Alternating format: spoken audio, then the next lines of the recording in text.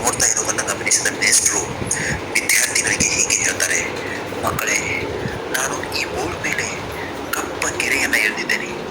ಈ ಗೆರೆಯನ್ನು ಮುಟ್ಟದೆ, ಇದನ್ನು ಟಚ್ ಮಾಡದೆ ಈ ಗೆರೆಯನ್ನು ಚಿಕ್ಕದು ಮಾಡಬೇಕು. ಹೇಳಿ ಸ್ಟೂಡೆಂಟ್ಸ್, ನಿಮ್ಮಲ್ಲಿ ಯಾರಾದರೂ ಈ ಪ್ರಶ್ನೆಗೆ ಉತ್ತರವನ್ನು ಬರೆಯಬಲ್ಲಿರಾ?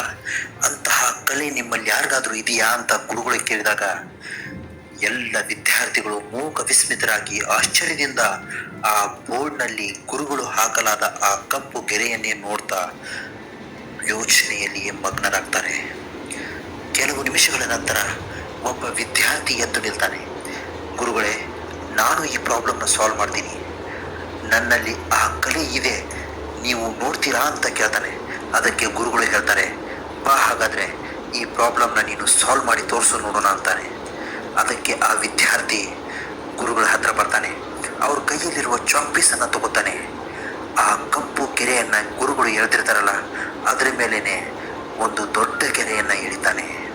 ಅಷ್ಟೇ, ಗುರುಗಳು ಕೂಡ ತುಂಬಾ ಸಂತೋಷದಿಂದ ಆ ಹುಡುಗನನ್ನು ತಬ್ಕೊಂಡು ಬಿಡ್ತಾರೆ.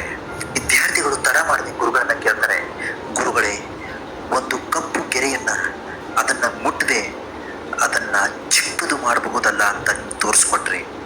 ಇದಕ್ಕೆ ನಾವು ತುಂಬ ಕೃತಜ್ಞರು, ನಮಗೆ ತುಂಬಾ ಸಂತೋಷ ಆಯಿತು.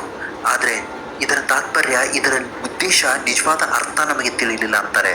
ಅದಕ್ಕೆ ಗುರುಗಳು ಹೇಳ್ತಾರೆ, ನೋಡಿ ಡಿಯರ್ ಸ್ಟೂಡೆಂಟ್ಸ್, ನಾವು ಒಬ್ಬರ ವಿರುದ್ಧ ಹೋರಾಡಬೇಕು ಅಂದರೆ ಅವರನ್ನು ಮುಟ್ಟಬೇಕಂತೇನೂ ಇಲ್ಲ.